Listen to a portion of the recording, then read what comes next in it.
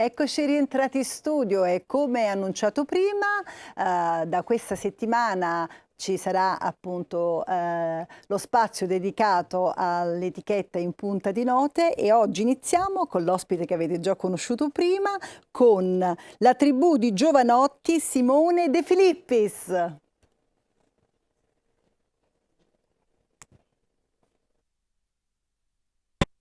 Lorenzo, questo è per te! La tribù di Giovanotti, la tribù di Giovanotti, la tribù di Giovanotti, la tribù. Questo pezzo è per te, caro Lorenzo, grazie alla tua musica ho ritrovato un senso. Serenata rap, pezzo positivo, questa è la mia casa, ogni giorno mi avvio da questa mia band che con il suo sound fa sballare tutti come James Brown. La musica è la cosa più bella che c'è, muoviti, muoviti, muoviti man. Lorenzo è come Pavarotti e lo cantiamo tutti con la tribù di Giovanotti. Lorenzo è come Pavarotti e lo cantiamo tutti con la tribù di Giovanotti. Lorenzo è come Pavarotti e lo cantiamo tutti con la tribù di Giovanotti. Lorenzo è come Pavarotti e lo cantiamo tutti con la tribù di Giovanotti. La tribù di Giovanotti, la tribù di Giovanotti, la tribù di Giovanotti, la tribù. Questa è la tribù di Giovanotti, come Rocky Balboa sul ring che fa cazzotti. Suoniamo questa musica perché ci dà la carica e fino all'alba blues spariamo notti e raffica. Come Pavarotti, Lorenzo è in America, finalmente dopo tanto sound ha quello che merita. Baffi, spaghetti, cappello e mandolino, la musica italiana è la musica italiana. Lorenzo è come Pavarotti e lo cantiamo tutti con la tribù di Giovanotti. Lorenzo è come Pavarotti e lo cantiamo tutti con la tribù di Giovanotti. Lorenzo è come Pavarotti e lo cantiamo tutti con la tribù di Giovanotti. Lorenzo è come Pavarotti e lo cantiamo tutti con la tribù di Giovanotti. La tribù di Giovanotti, la tribù di Giovanotti, la tribù di Giovanotti, la tribù. Sulle mani, su, su, chi di voi non salta non è della tribù.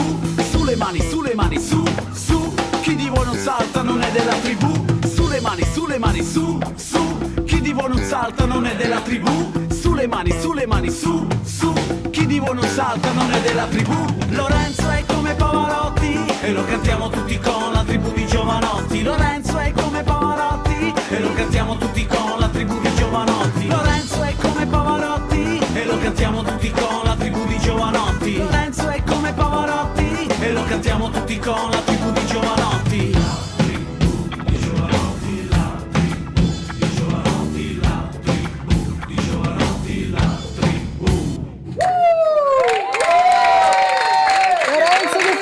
Lorenzo Giovanotti, la tribù di Giovanotti, Simone De Filippis. Vieni Simone, vieni qua vicino a me.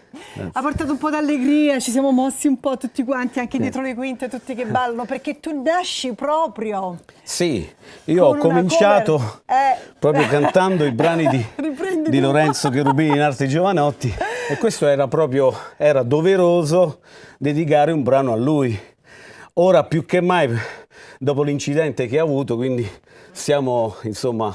Perché come dicevo prima, questo è uno spazio nuovo che avremo qui in punta di note e tu verrai anche altre volte, questo è solamente il presentarti, è la prima volta. E poi piano piano insomma, ci saranno altre esibizioni, tu fai anche un genere particolare, perché questo come hai detto l'hai portata per presentarti un po', perché lui è il tuo idolo e in qualche modo insomma sei cominciato con lui. Sei cresciuto quindi... con lui, però tu fai anche un genere insomma un jazz, brava. un pop jazz. Sì. Questo brano insomma fa parte dell'album Oltre, dove dal rap si va anche alla bossa nova, al jazz, al swing, quindi all'hip hop, quello insomma quello che piace ai giovani, noi giovani. Dicevamo nella parte principale in cui eravamo con i ragazzi del contest Io Canto Per, che tu hai iniziato perché comunque in casa hai anche... i miei fratelli avevano una band, suonavano uno non c'è nelle più. piazze, uno purtroppo non c'è più. Noi sappiamo però ce l'abbiamo nel cuore, Doriano. E un altro invece ti ha accompagnato qui, quindi siete anche una famiglia insomma unita in questo senso. Sì. Tra calcio e musica. Per quello è un connubio che spesso...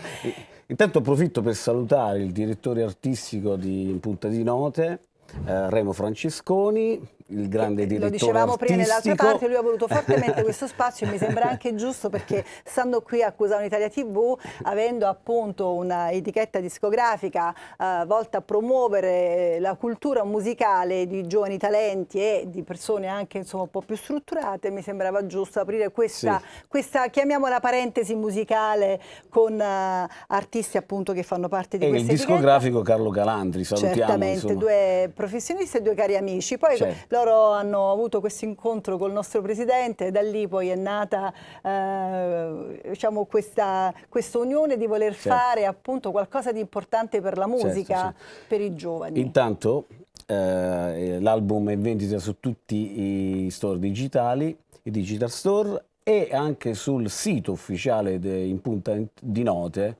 Poi noi lo diciamo sempre, tutto quello che accade qua lo trovate sui social di tutti, oramai per andare a cercare le persone veramente basta poco, però In Punta di Note c'è sia una pagina social Facebook, Instagram, la stiamo anche riattivando un pochino perché era tutto un po' diciamo che stava lì. Dove ci sono altri artisti. Certo, che verranno a trovarci, ripeto, ogni sabato ci sarà... Io sono autore anche di artisti che verranno anche a trovarci, a trovarvi.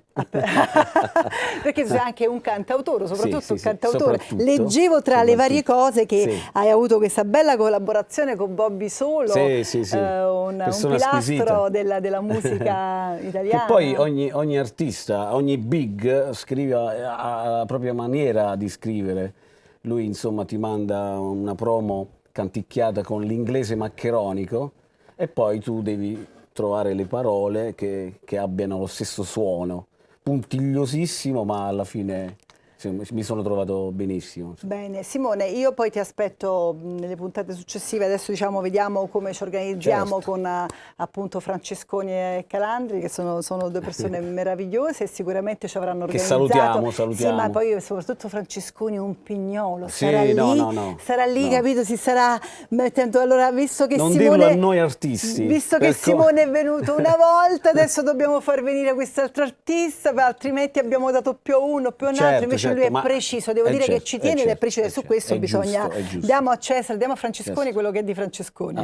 Intanto saluto anche i musicisti della tribute band, la tribù di Giovanotti. Mi sembra giusto, con cui tu lavori, fai e per quello ho dedicato questo brano, perché grazie anche alla musica, oltre alla mia, anche di Lorenzo Cherubini in Arte Giovanotti, porto in giro la sua musica, faccio tantissime serate, quindi era quello, volevo dirlo. Hai fatto bene, perché sai, in questo periodo le serate, poi dopo il Covid si era un po' tutto fermato, invece adesso c'è un bel fermento, per fortuna c'è un bel fermento. Adesso tu rimani con me, perché insieme annunciamo la rubrica che sta per arrivare con il nostro Graziano Marraffa, Sapore di Cinema.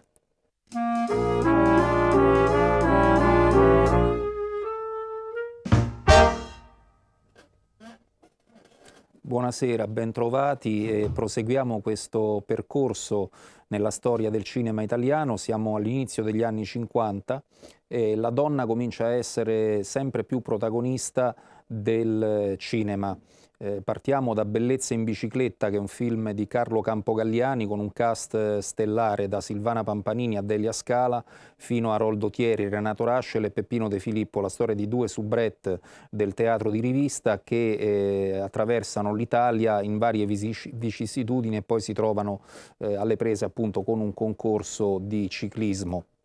L'anno successivo, nel 1951, Federico Fellini dirige il suo primo film da solo, Lo sceicco bianco, con Alberto Sordi, Leopoldo Trieste e Brunella Bovo. In questo caso è la storia di una giovane sposina che dalla provincia è in viaggio di nozze a Roma e vorrà incontrare il divo dei suoi sogni, che è un protagonista dei fotoromanzi, ma scoprirà purtroppo che è un cialtrone, una persona di pessimo gusto. E anche questo è un film dall'umorismo, dall'ironia un po' troppo in avanti per i tempi, e l'idea geniale di Fellini in questo caso è di trasportare il mondo del fotoromanzo nel cinema, cioè da un linguaggio che era quello delle riviste, dei romanzi, dei fotoromanzi a puntate, si va nel mondo del cinema. L'anno successivo Le ragazze di Piazza di Spagna di Luciano Emmer, con un cast corale di giovani attrici, tra le quali Cosetta Greco, Liliana Bonfatti e un giovane Marcello Mastroianni, e una partecipazione straordinaria di Edoardo De Filippo. La vicenda racconta le esperienze di un gruppo di ragazze della periferia di Roma che si ritrova a lavorare al centro di Piazza di Spagna in un atelier di moda importantissimo, quindi il film concentra doppiamente il ritratto di questa Roma dei primi anni del dopoguerra tra la periferia e il centro storico di Roma. Le due verità di Antonio Leonviola è un film molto particolare del 1951 con Anna Maria Ferrero e Michel Simon, che ribalta un po' la narrazione tipica di un evento processuale, quindi l'autore, che era molto colto, stravolge nell'ultima parte del film, anche agli occhi dello spettatore, la narrazione classica di come viene fatta un'indagine nel corso di un'istruttoria, e questo servirà da modello in futuro per grandi autori come Kurosawa, come Bertolucci, Ettore Scola e Sergio Leone. Quindi un film poco conosciuto, però da riscoprire sicuramente. Sempre nel 1951 Alberto Lattuada, con protagonista Silvana Mangano, realizza Anna, un film straordinario con coprotagonisti Vittorio Gassman e Raff Vallone, un melodramma classico che alterna la doppia vita di una ex cantante di balera che poi decide di prendere i voti in merito a una delusione d'amore. Dopo il grande successo di qualche anno prima di Riso Amaro, una nuova vicenda sentimentale che vede coprotagonisti questi straordinari attori. E per finire, sempre nel 1951, tratto da un fatto di cronaca realmente accaduto, Roma ore 11 di Giuseppe De Santis, tratto da un'inchiesta realizzata dal giovanissimo Elio Petri su un crollo che ci fu di una scala all'interno di un condominio a Roma, in via Savoia, perché delle ragazze venute da tutta la città per partecipare alla selezione di un posto di lavoro come dattilografa si assembrarono in questa grande scalinata del palazzo, e purtroppo ci fu questo tragico evento che scosse molto la cronaca dei tempi. Per oggi è tutto e ci vediamo sabato prossimo con altri racconti. Grazie. Grazie mille Graziano Marraffa, presidente dell'Archivio Storico del Cinema Italiano, e adesso passiamo all'altra rubrica, che è quella dell'oroscopo.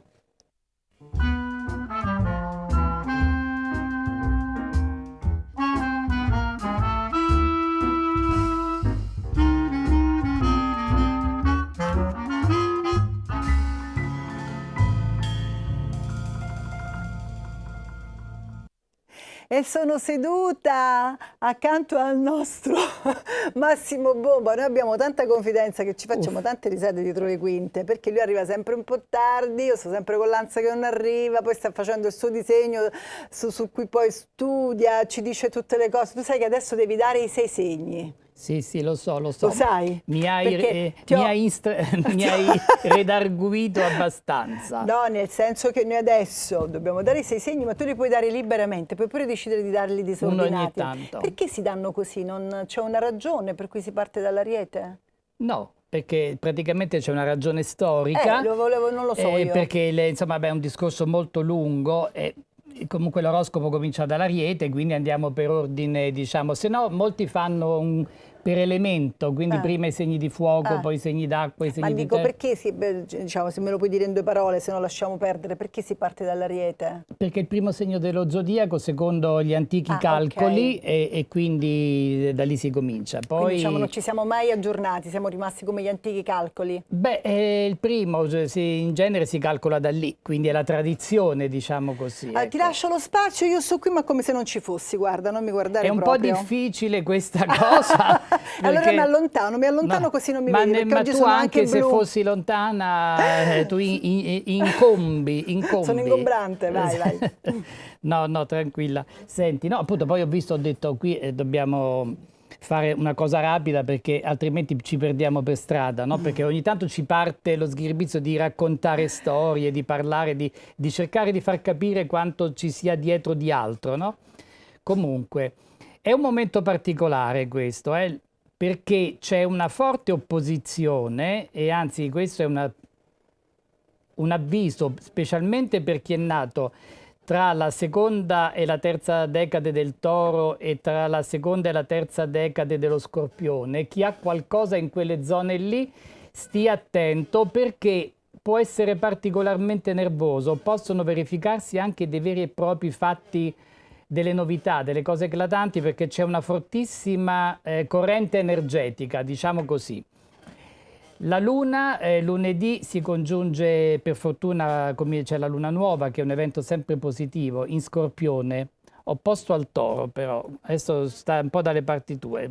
Voi Tori siete adesso un po' nervosetti, perché Giove è sempre retrogrado e c'è tutta questa opposizione dallo Scorpione, e vabbè, che bisogna stare calmi, perché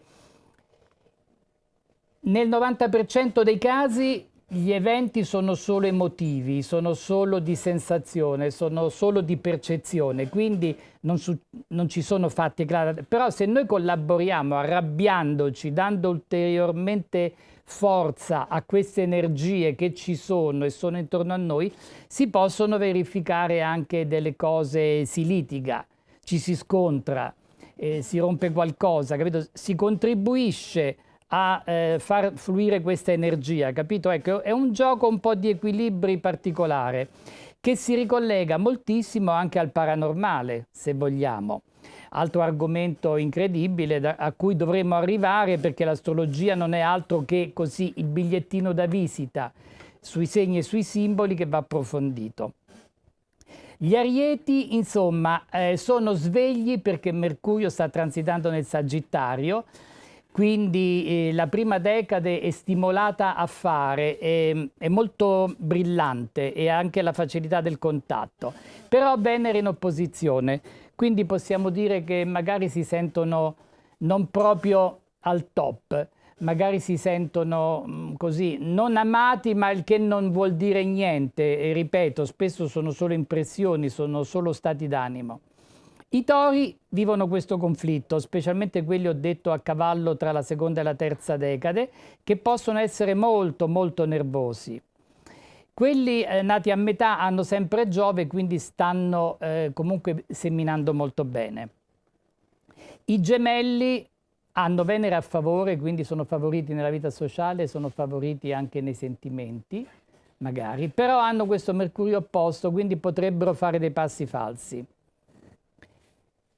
I Cancri, credevo che mi indicassi un gemello qua, perché oramai sappiamo i segni di tutti quanti, però i Cancri stanno abbastanza bene perché sono tutelati da questo accumulo di pianeti nello Scorpione che dà energia, che dà carica, che dà grinta, che dà chiarezza, anche perché appunto la Luna è congiunta a Marte e al Sole, quindi proprio sono tutti gli elementi simbolici che collaborano. Però c'è Venere quadrata e quindi possono magari accusare qualche colpo, qualche defiance, qualche mancanza. Anche loro si possono sentire poco assecondati dal partner, possono avere qualche contrattempo nei rapporti sentimentali. I Leoni hanno Venere a favore e Mercurio anche, però il gruppo, diciamo che i Leoni sono più favoriti quelli della prima decade, perché hanno Venere e Mercurio a favore, mentre quelli della terza decade, avendo l'accumulo nello Scorpione, devono stare più attenti, non saranno così assecondati. Le Vergini hanno i pianeti a favore, ma purtroppo, non è un purtroppo, Saturno si è rimesso in opposizione, è nel primo grado, ma stavo proprio considerando questa cosa con una persona che conosco, un conoscente, che non è sempre così negativo questo Saturno che è contro. Magari Saturno poi sfascia quello che noi abbiamo costruito male e dobbiamo rivedere. Ecco, diciamola così. Va bene? No, io sto qui, ho detto che non parlo, però sto qui. Ma io sono terrorizzato da te. No, perché quindi mi stai dicendo che Saturno è un precisino, cioè nel senso che se non fai le cose come vuole lui, poi viene e ti crea problemi? Capito bene? Sì, in un certo senso sì. Detto proprio semplicemente. Sì, sì, vabbè. In un certo, bisogna essere semplici perché sono concetti complicati, sono cose strane che non siamo abituati a ragionare su queste cose, benché siano importantissime, benché gli stati d'animo siano fondamentali, no? Il nostro mondo interiore non interessa a nessuno.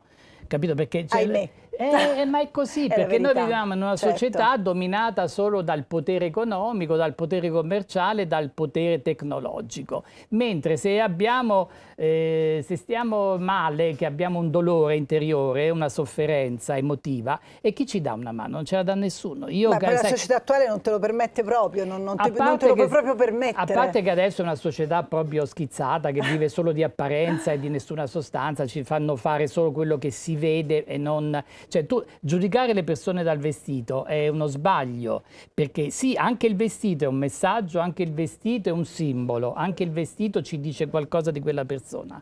Però sono altri gli elementi che noi dovremmo analizzare. Io per esempio, quando mi presentano qualcuno, no? Ecco, adesso avevamo qui un alto prelato che tu hai intervistato, e ci ho parlato, abbiamo scambiato delle 4 parole mentre usciva. Noi siamo dominati dall'immagine sociale, no? Quindi un prelato, quindi un questore, quindi un poliziotto, un avvocato. Ma in effetti se noi dovremmo più invece studiare il suo sguardo, la sua somatica, la sua mimica, non oltre quello che dice, è importante come lo dice. Questo è fondamentale, perché noi da lì possiamo... Io quando mi presento... Però hai visto che persona, adesso non voglio rubare il tempo alla tua rubrica, però che persona ha la mano nonostante l'abito. Certo, perché a volte comunque si ha ma le persone... incute un po' di timore, no? Un abito così, invece... Sì, no, molto... poi se ho capito bene era anche sudamericano, quindi quella è una marcia in più, perché loro sono come noi, sono latini, sono quindi comunicativi, sono empatici, ecco, sono empatici. Perché noi... abbiamo, come dire, una diseducazione. A noi ci insegnano che le persone sono simpatiche e sono antipatiche, che sono 2 concetti errati. Le persone non sono simpatiche o antipatiche, noi entriamo in empatia. Esatto, stavo dicendo il ritorno di quello che dai. Noi dobbiamo capire questa cosa, perché quando una persona ti sta distinto antipatica, tu stai cogliendo un segnale. Questo è importantissimo, perché lì si nasconde un'informazione che potrebbe ritornare utile in un secondo tempo. Io non posso mai dimenticare mio padre che ci diceva, quando ci presentò il direttore della banca, dove avevamo quei pochi spicci di famiglia, e lui papà ci diceva: mi raccomando, fidatevi del direttore, voi i soldi sempre qua, dove io li ho tenuti per una vita. Io lo guardai, sto direttore, e disse: papà, ma questo c'ha una faccia da galera, non lo so se mi posso... come è andata a finire? È andata a finire che purtroppo avevo ragione io, purtroppo io appunto, io sai, ho questo istinto ribelle innato sin da bambino, quindi figurati, capito?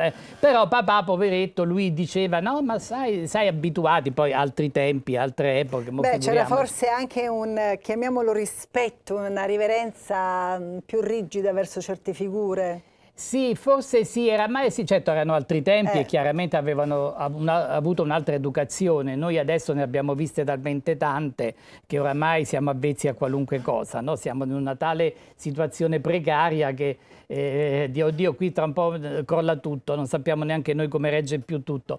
Però, per dirti che quella sensazione mi salvò, perché io feci appunto dei passi diversi, perché non mi piaceva proprio quella faccia, capito? Quindi ti sei fidato. Quanti altri minuti abbiamo? Vai, dove sei? Dove abbiamo finito? Allora c'è un countdown che non va bene, perché il countdown mi dice un'altra cosa. Allora vi lasciamo per un attimo di pubblicità e torniamo subito in studio con gli altri segni. Grazie.